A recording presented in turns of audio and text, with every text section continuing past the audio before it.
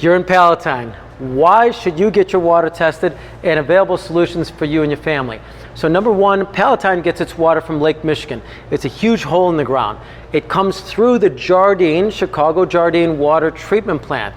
It's called a treatment plant, not water filtration plant. So what's in Lake Michigan water? Well, there's hexavalent chromium 6. Yes, that's what that Erin Brockovich story was about, where Julia Roberts won her Best Actress award. Also, there's forever chemicals. That's a toxin that's in our water.